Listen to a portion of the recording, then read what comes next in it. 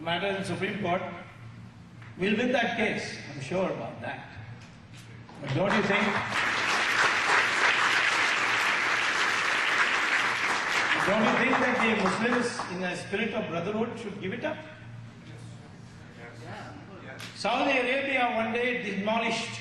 Saudi Arabia regularly demolishes masjids. Musharraf demolished one day 7 masjids. No protest. In Saudi Arabia, the government demolished a masjid where Muhammad used to pray, read his namaz. So there was a protest. At least Muhammad's. And for what? To build a road. And some people protested. Muhammad used to read here, centuries old. Why? So the Saudi Arabia government formally issued a press note that now we feel more vindicated having demolished that masjid, because to raise this question of Muhammad reading namaz there means that idol worship has returned into Islamic practice. We cannot accept it. Therefore, we have to demolish it. So if the masjid can be demolished, we are only saying that where Kashi Vishwanath, we know, we have documents, there is no dispute that Aurangzeb ordered it.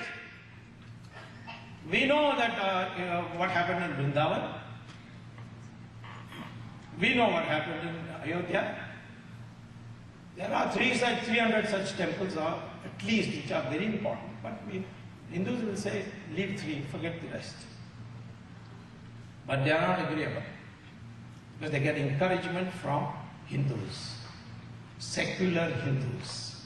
Some people say they are secular Hindus, S-I-C-K. U-L-A-R, secular, Sikh. We know that these are the things on which the country doesn't know the truth. In America, Vishwanda Parishad is constantly buying churches. I asked an American, don't you as a Christian feel bad? These fellows are buying these churches and then converting them to temples. He said, that's only a building. Once the cross is taken out, it's a building. So churches and mandirs, churches and masjids are buildings, but not the temple.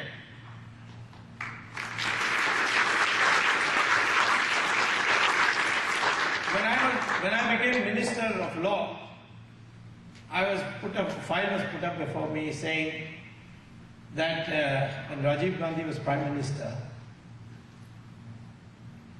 Rajiv Gandhi's only mistake in life was getting married to the wrong woman.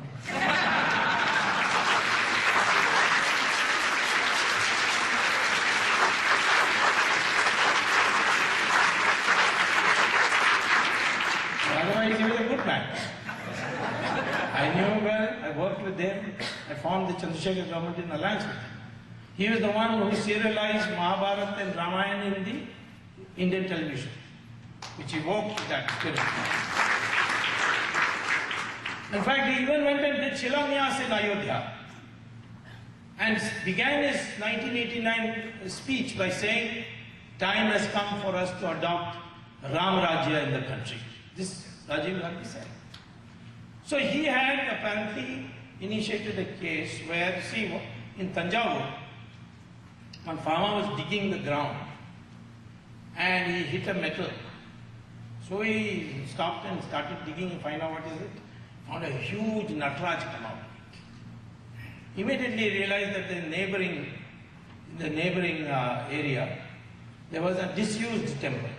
Nobody was praying there. So he said it must have come from there. He took it home and put it in outside his door because his hut was too small. And he started, celebrating. 2 touts arrived and said, what do you do with this?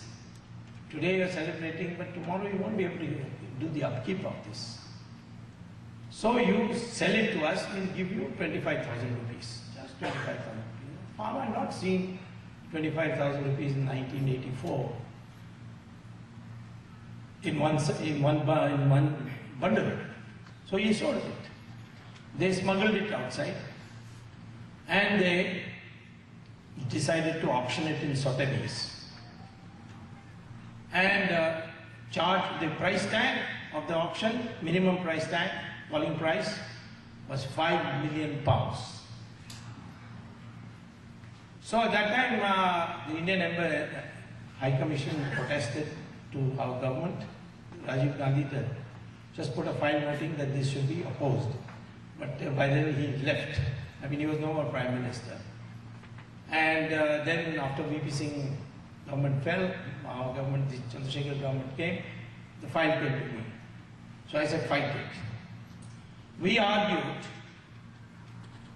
that when a mandir is built, a temple is built by Hindus, we do Prana Pratishtha Puja according to Agama Shastras.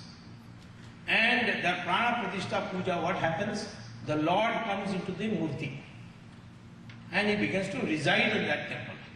So when you go to visit a temple, you are not just seeing a Murti for your remembrance. God is there. That is the Hindu belief.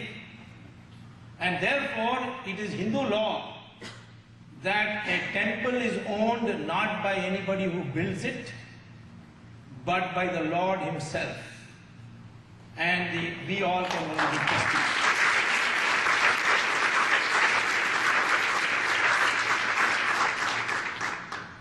That's what the Allahabad High Court judgment also says. That Ram Lala is the owner of that central portion of the Babri Masjid. And the others are trustees. Well established. And then the House of Lords upheld our view, returned the Nataraj's, that brass thing, and then the judgment says that in Hindu theology it is well established by the government of India that a temple once built is always a temple whether it is in use or disuse and shall remain without being demolished by anybody.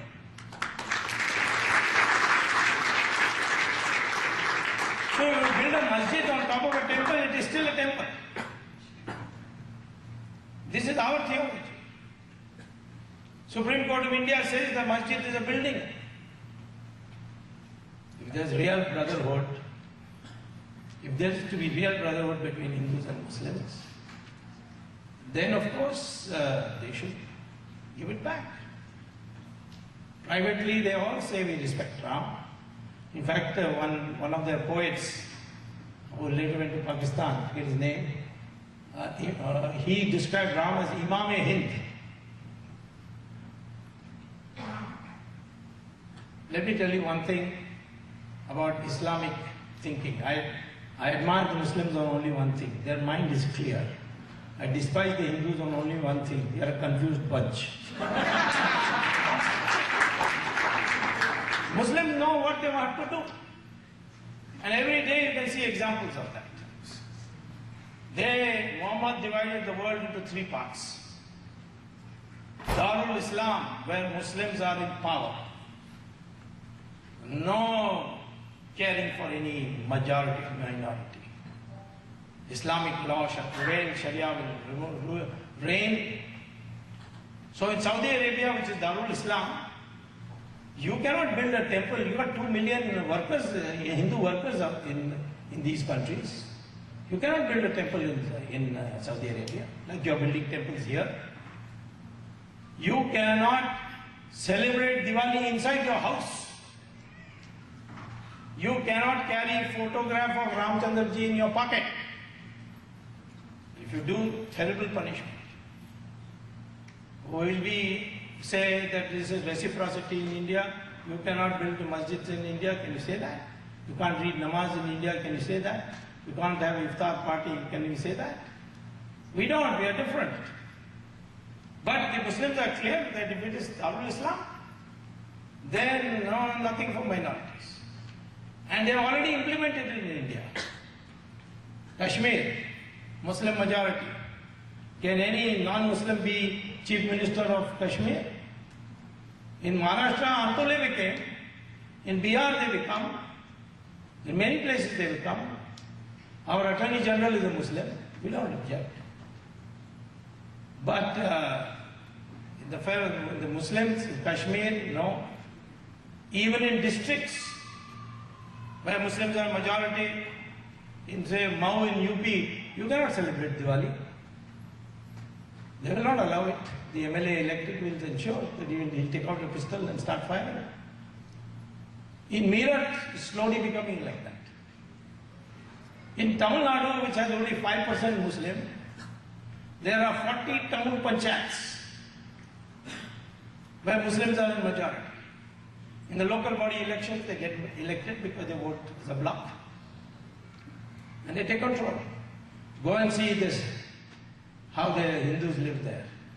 I myself was taken by Hindus, thanks to Vishwa Parishad's leader Vedantam. I was taken there and I was shocked. Next to Vellore is a small town panchayat called Mel Visharam, where 75% are Muslim, fully developed with money given by the state for local bodies. But side is the Hindu area, no roads, no garbage cleaning, no schools, no buildings, no renovation. For 20 years there had been petitioning these poor Hindus. Nobody wanted to touch it. No MLA, MP, Chief Minister, nobody touched it. Finally they saw me fighting for Ram Setu, so they got hold of Vedantam. They asked me to, asked him to bring me. I went there, saw it. I asked them, have you been petitioning? Have you got records? They said, they gave me files this big. I went and filed a writ petition in the Madras High Court. First, when I argued this matter, I said that if you can't give justice to the Hindus there, partition that Mel Visharam, make it into two town panchayats. It's not big enough for one town panchayat, make them village panchayats. The Chief Justice got very upset with me and he said, you're trying to communalize. I never expected you to do this. I told her, so Chief Justice, if you can tell me only one sentence, that minority means only Muslims and Christians, and Hindus can never be minorities anywhere, even if they are only 10% of the population, I'll walk out of this court. Then he said, what did you mean by that? So I produced that. The Chief Justice went through it.